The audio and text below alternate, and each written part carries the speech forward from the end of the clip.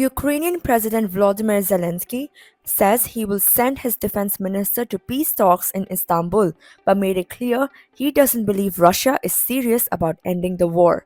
At a press conference in Ankara, Zelensky said his decision to send a delegation is out of respect for Turkey's president and US President Donald Trump.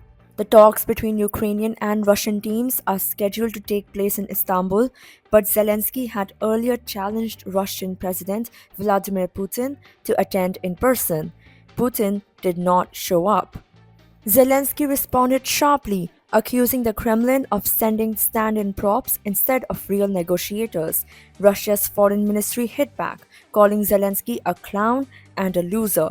Donald Trump also weighed in, saying bluntly, nothing's going to happen until he and Putin meet face to face. Zelensky reiterated that Ukraine is not the aggressor in this war.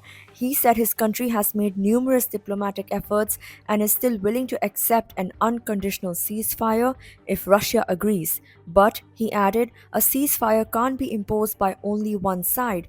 More international pressure needs to be placed on Russia, he said. Zelensky confirmed that a Ukrainian delegation, to be led by his defense minister, will be sent to Istanbul today and tomorrow to make sure there are no surprises at the talks. In response to Russian Foreign Minister Sergei Lavrov, who called him pathetic, Zelensky asked why Putin proposed direct negotiations only to avoid them.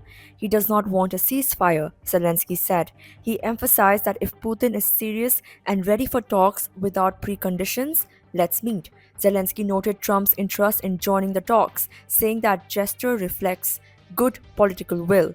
When asked about further sanctions, Zelensky said Ukraine's main priority is to be constructive. That's why he's preparing to send a high-level delegation to the table. He warned, however, that the lack of Russian seriousness suggests a lack of political will. Zelensky also urged developing countries and Ukraine's allies to increase pressure on Russia. He said he expects more sanctions and support to help move toward peace. When asked about Ukraine's next steps, Zelensky refused to speculate, saying it's not useful to debate what constitutes just peace as it will divide opinions. Instead, he pointed to the UN Charter and reminded the world that Ukraine is a sovereign country operating under a democratic mandate. He said, and I quote, "We all have a mandate from the Ukrainian people and lawmakers to take steps to end the war." Finally, Zelensky made it clear that Russia needs to show it's ready for peace, not just with words, but with real action. If we don't see that, he said, then they're not ready. It means they lack the political will. Despite his skepticism, Zelensky concluded by saying he hopes Russia will prove otherwise in Istanbul, even though no firm timing for the talks has been confirmed yet. As of now, the Ukrainian delegation will attend, but expectations remain low. Stay tuned for more updates.